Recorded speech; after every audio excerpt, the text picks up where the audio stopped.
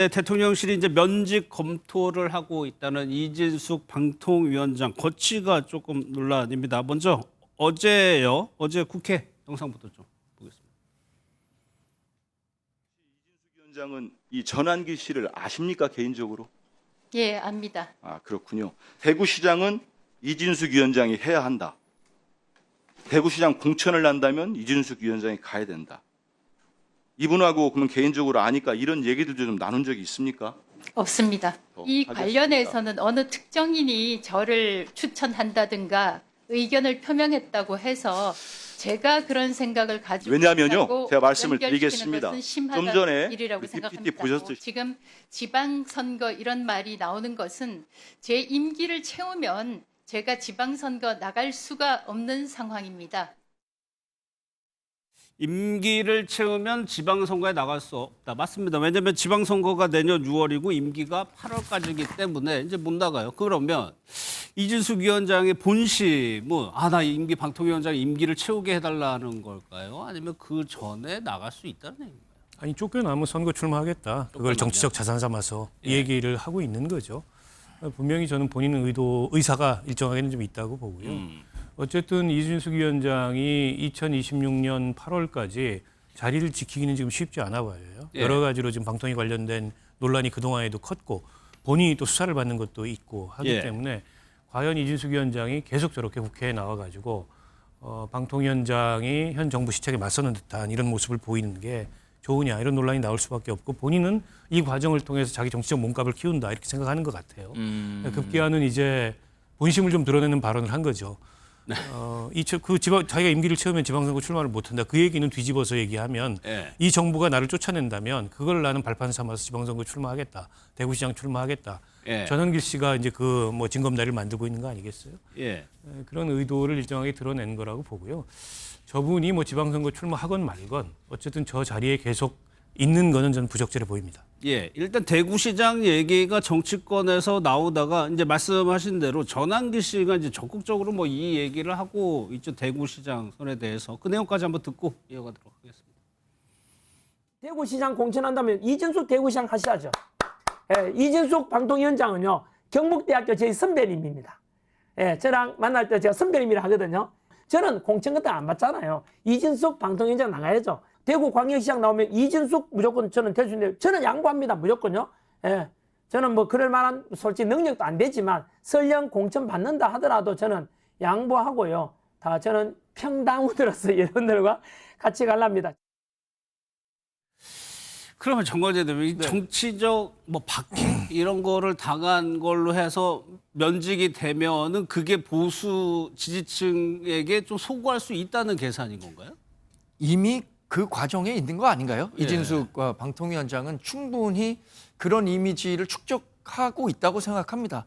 저는 그거를 민주당이나 또는 대통령실이 자초하고 있다는 생각도 하거든요. 네. 이준숙 방통위원장이 민주당이 갈 때마다 최민희 그 과방위원장이 예. 거의 대립각을 세우면서 이준숙 방통위원장에 대한 정치적 존재감을 계속 키워주고 있고요. 대통령실에서도 여름 휴가 관련해서도 그 방통위원장이 여름 휴가 가는 것과 관련해서도 이렇게 이야기하는 경우가 별로 없거든요. 예. 사실 전례를 찾기가 어려운 경우죠. 그런데도 여름 휴가를 가네 마네 이런 식으로 그 이진숙 방통위원장에 대한 논란거리를 만드는 것 자체가 이재명 정부에 반대하는 사람 입장에서는 이진숙 방통위원장이 보수의 최전선에서 이재명 정권과 싸우고 있구나 이런 생각을 하게 되는 것 같아요. 예. 저는 결국에는 이준숙 방통위원장이 만약에 지금 민주당이 예정하고 있는 것처럼 시청각 미디어통신위원회라는 법안을 만들어서 방통위원을 대체하는 기구로 만들고 그렇게 돼서 자동적으로 방통위원장에서 물러나게 되는 경우가 발생한다면 이준숙 방통위원장은 정치의 길로 입문할 거라고 생각합니다. 이미 2022년에 예. 그 대구시장 출마하겠다고 예비 후보로 등록을 했었어요. 예. 그런데 당시 아마 우리 당에서 컷오프가 됐을 겁니다. 그리고 그 대구시장 자리라는 게 일단 우리 당에서 공천만 받으면 거의 당선이 확실한 지역인데 예. 지금 전환길 강사나 아니면 이준숙 위원장이 아무리 이런 식으로 정치적 박해의 대상이 돼서 체급을 높였다고 하더라도 예. 바로 후보가 될 수 있는 건 아닙니다. 그렇게 된다면 우리 당이 공당으로서의 의미가 없는 거죠. 경선을 할 텐데 그 경선을 거쳐서 후보가 되느냐는 예. 완전히 별개의 문제가 되겠죠. 알겠습니다. 그러면 대통령실이나 여권의 입장에서는 계속적으로 이진숙 위원장에게 이 몸집을 키워준다고 하는 대응을 해야 하는 것이 맞는 것이냐, 아니면 어떻게 대응을 해야 된다고? 글쎄요, 몸집 키워준다는 생각하지 않을 거고 그에 대해서 부담도 느끼지 않을 겁니다. 그 정도로까지는 보지 않을. 그러니까 이진숙 예. 방통위원장이 무슨 뭐 보수의 뭐 전사 이런 얘기까지도 요즘에 들리던데 예. 제가 보기에는 뭐 그런 위상은 아니라고 보고요. 저분이 그 현 정부가 들어서기 전부터 직무수행과 관련된 여러 가지 논란을 빚어왔고, 어떻게 보면은 그 방송통신위원회 정치적 중립성에 맞지 않는 분인데다가 본인이 오히려 그런 논란을 즐기는 듯한 이런 모습까지 네. 보여요. 그 대통령과의 회의 자리에서 일종의 도발적인 그런 발언들도 하고, 그랬죠. 그로 인해서 본인의 이제 정치적 위상을 만들려는 굉장히 의도적인 행위들을 하고 있는데, 때문에 이제 저 자리에 맞지 않는다는 거고요. 그래서 아마 면직을 좀 검토하고 있는 걸로 알고 있습니다. 저는 면직해야 된다고 보고, 그로 인해서 그 진영 내부에서 뭔가 이제 주가가 올라서 뭐 대구시장 출마를 하건 아니면 뭐 재보궐선거에 출마한 건 본인의 자유인데, 그게 예를 들어서 뭐 정치적 자산이 돼가지고 어떤 자리에 오른다 한들 과연 그게 과연 그 정당한 것이며 올바른 것이냐, 내지는 지속 가능성이 있는 것이냐, 저는 굉장히 회의적이라고 보고요. 때문에 뭐 이준숙 위원장은 지금까지 언행으로 봤을 때 본인의 향후에 예. 그 경로를 진로를 그렇게 결정을 한 것 같아요. 그래서 목을 내밀고 내 목을 쳐달라 이러고 예. 있는 것 같은데, 뭐 그와 관계없이 어쨌든 저 위치에서 직무 수행을 하는데 부적절하기 때문에 예. 면직함이 저는 타당하다고 보고요. 그 뒤에 그분이 그걸 자산 삼아서 정치를 하건 말건 그건 예. 본인의 개인의 자유의 영역인데, 그게 뭐 지금 여당이나 혹은 대통령이 부담을 느낄 만한 그런 체급이나 그런 인사가 아니다. 전혀 그런 부담을 느끼지 않을 거다 이렇게 봅니다. 두 분 말씀을 종합해 보면 어떻게든 뭐 후보가 된다 하더라도 그게 당에게는 도움이 안 될 것이다는 거는 공통점인 것 같아요.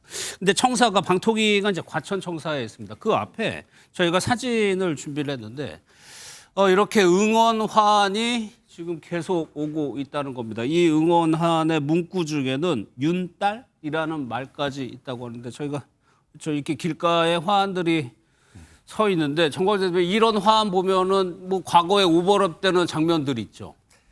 과거에 윤석열 전 대통령이 예. 검찰총장 시절에 추미애 법무부 장관 또 뭐 나아가서는 문재인 정권에서 박해를 받는다. 이래서 윤석열 전 대통령이 결국엔 이러한 인기를 바탕으로 우리 당의 대선 후보까지 됐고, 그게 결국에는 윤석열 정권을 만든 게 됐잖아요. 예. 저는 민주당이나 이재명 정권이나 과거로부터 좀 배웠으면 좋겠어요. 과유불급이라는 말이 있지 않습니까? 지나치면 뭐 그 미치지 못하는 것보다 더하다 이런 예. 얘기잖아요. 지금 이진숙 방통위원장에 대해서 직권면직 가능성을 얘기하셨지만, 전 직권면직을 만약에 하게 되면요, 이진숙 위원장은 반드시 법적 구제 절차를 받을 겁니다. 예. 근데 법적 구제 절차 가운데 가처분 소송이라도 인용이 된다면 오히려 민주당 또는 이재명 대통령이 생각하는 방향으로 가지 않을 가능성이 훨씬 크다고 생각하거든요.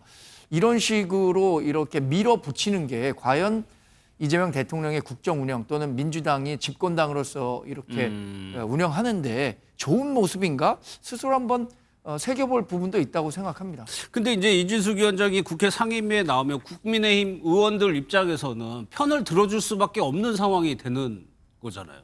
호불호를 떠나서. 과거에 전현희 국가원익위원장 예, 논란 다 기억하실 겁니다. 2022년이죠. 그러니까 윤석열 대통령 된 이후에 전현희 국가원익위원장이 위원장을 맡고 있었는데 여러 논란이 있었습니다. 있었죠. 뭐 출근을 제대로 했네 안 했네 이런 논란을 비롯해서, 그래서 그만두라고 했더니 전현희 국가원익위원장 당시에 뭐라고 했었습니까? 임기가 정해진 공무원에 대해서 왜 이렇게 정치적인 압박을 하느냐. 그래서 결국 임기 마치고요. 그런 정치적 자산을 바탕으로 해서 2024년 총선 나와서 당선됐고, 예. 그 이후에 지금 민주당의 최고위원까지 하고 있는 게 우리 정치의 현실이에요. 저는 그래서 지금 자꾸 이진숙 방통위원장에 대해서 이렇게 몰아칠수록 결국에는 대한민국 국민은 정서적으로 일단 약자에 대한 응원하는 마음이 있습니다. 지금 예. 누가 보더라도 이준숙 방통위원장을 약자라고 생각할 가능성이 크거든요. 그러니까 이게 우리 정치사에서 정권 교체가 일어나면 기관장들이 바뀌고 해야 되는데 자연스럽게 물러나는 사람도 있지만 그렇지 않은 사람에 대해서 이제 압박이 가해지면 그걸 버티고 그리고 그 진영에서 좀 부각이 되고 이런 패턴 신뢰들이 좀 나오고 있거든요. 아니 근데 저는 그런 패턴하고 이번은 무관하다고 생각하고요. 달라요? 예. 과거에 이제 윤석열 전 대통령의 실체가 드러나기 전에 윤 전 대통령이 추미애 장관하고 대립할 때 그때는 윤 전 대통령의 모습이 중간층 여론까지도 일정하게는 소구하는 그런 모습이었습니다. 한동훈 그 법무부 장관도 마찬가지였고. 근데 이준숙 위원장은 전혀 그렇지 않아요. 지금 자기 진영 내에서 그냥 골방의 영웅이 돼 있는 거고요. 예. 그리고 직권 면직할 만한 충분한 사유와 근거들이 저는 있다고 보고 전현희 위원장 사례하고 다릅니다. 전현희 위원장이 당시에 무슨 정치적 중립성을 위반해 가지고 그런 면직 요구를 받았던 게 아니거든요. 예. 때문에 이게 마치 무슨 그 민주당이나 혹은 지금 대통령 집권 여당이 무리하게 전임 정부에서 임명된 공직자를 밀어내 가지고 화를 자초하고 있다 이런 시각이 동의하기가 어렵고 다른 기관장들에 대해서 그런 모습이 지금 있습니까? 그렇지 않잖아요. 이준숙 위원장이 스스로 어떻게 보면 이건 자초한 문제고 방통위 파행이 어제 오늘의 일이 아니지 않습니까? 사실은 방통위 기능이 지금 마비돼 있고 위원장은 저렇게 매일매일 정치적 중립성에 어긋나는 그런 언행을 하고 있는데 이걸 그냥 둔다는 거는 일종의 이제 무정부 상태를 예. 자처하는 거나 마찬가지이기 때문에 빨리 정리를 해야 된다고 보고요. 예. 그로 인해서 골방의 영웅이 돼가지고 대구시장에 나오건 말건 그거는 이준숙 위원장 개인의 선택이고 그 국민의힘의 사정이지 그걸 예. 지금 뭐 대통령이나 여당이 신경 쓸 문제가 전혀 아니라고 봅니다. 제가 지난주 김의원 의원, 민주당 김의원 의원 출연했을 때 이 얘기를 여쭤보려다가 시간이 없어서 못 물어봤는데 정광재 대변인이 보시기에는 이준숙 위원장이 스스로 물러날 가능성은 거의 제로에 가깝다고 보입니까? 저는 지금으로서는 그 방통위는 합의제 기구입니다. 예. 지금 그런데 방통위원장만 있고 방통위원 4명이 모두 다 공석이에요. 예. 방통위원을 추천하는 기관들도 다 정해져 있습니다. 대통령 있고요. 여야 몫이 있어요. 이것을 복원하면 그 자리에서 5명으로 구성되잖아요. 합의제 기구니까 거기서 다수결로 결정이 될 겁니다. 그것으로도 충분히 방통위에 대한 그 정부의 정책 충분히 구현할 수 있을 것이라고 생각하는데 예. 일단 이재명 대통령이나 또는 민주당이나 이진숙 방통위원장 체제를 인정하지 못하겠다는 그 정치적 의도가 강하다고 봐요. 그래서 충분히 그런 식으로도 그러니까 출구 전략을 마련할 수 있는데 예. 그렇지 않고 있는 거죠. 그래서 저는 개인적으로는 이렇게 예상합니다. 결국 민주당이 방통위를 대체할 만한 다른 기구를 입법권을 지금 민주당이 다 갖고 있잖아요. 예. 그래서 만들어서 아마 합법적으로 이 합법의 테두리 내에서 이진숙 방통위원장 체제를 뭐 마무리하지 않을까 그렇게 예상해 봅니다. 하나 더 여쭤볼게요. 전환기 씨로 대표되는 인물, 또 이진숙 위원장으로 대표되는 인물. 조정훈 의원이 이런 얘기를 했어요. 전환기 씨에 대해서. 전환기 씨를 내쳐도 당 지지율이 오르지 않을 것이다라고 했는데 이 말에 좀 동의하시나요, 정광재 대표님도? 누군가를 내치는 이 뺄셈의 정치보다는 그 사람까지 포용하고 다른 사람들을 좀 데려오는 그런 덧셈의 정치가 돼야 한다고 생각하는데 예. 조정훈 의원의 정치적 판단에 대해서 저는 뭐 이렇게 크게 동의하지는 않습니다. 왜냐하면 우리가 누군가로 인해서 잃는 것과 얻는 것이 있잖아요. 예. 그러면 얻는 것이 더 많은 선택을 해야 한다라는 생각을 저는 항상 갖고 있기 때문에 예. 뭐 지금 하시는 말씀에 완전히 동의하기는 어렵다고 봅니다. 박 의원께서는 어떻게 해요? 근데 이제 전환길 씨라는 분이 저렇게 국민의힘 전당대회에 영향력을 행사하고 지금부터 본인한테 공천 청탁을 하는 사람들이 있다라는 식의 예. 어떻게 보면 좀 과한 언사를 저렇게 자유롭게 할 수 있는 배경은 결국 전환길 씨의 영향력을 이용하려고 하는 정치인들이 국민의힘에 있기 때문이다라고 생각합니다. 대표적인 분이 지금 대표가 된 장동혁 의원이고 다른 중진들도 마찬가지죠. 그게 아니면 전환길 씨가 무슨 힘이 있어서 국민의힘 전당대에 영향력을 미치겠어요. 결국 이 극우 강성 유튜브로 대표되는 그런 어떤 알고리즘 정치에 지금 국민의힘도 굉장히 깊이 빠져 있고 그런 이제 극우 강성 유튜브들이 주장하는 게 부정선거 음모론이고 윤어게인이고 예. 이거지 않습니까? 전혀 이성적이라고 볼 수 없는 그런 정치적 주장인데 거기에 어쨌든 영향을 미치고 있는 전환길 씨를 여전히 붙잡고 뭔가 당내 정치에 그걸 활용하려고 하는 그런 정치인들의 의도가 계속되는 한 여기서 멀어지기 어려울 거다. 그래서 김재섭 의원이라든지 김용태 전 비대위원장이라든지 이런 이제 당의 확장성을 기해야 된다고 생각하는 혁신이 필요하다고 생각하는 의원들이 전환기를 내쳐야 된다. 그게 일종의 이제 상징적 선언이죠. 그런 윤호개인이나 부정선거라는 거 단호히 선을 긋고 다른 길을 가겠다. 근데 그걸 못한다면 여전히 한쪽 발은 거기에 담그고서 예. 당을 운영하겠다는 건데 그렇게 해서는 국민의힘의 변화를 만들어낼 수 있을까요? 알겠습니다.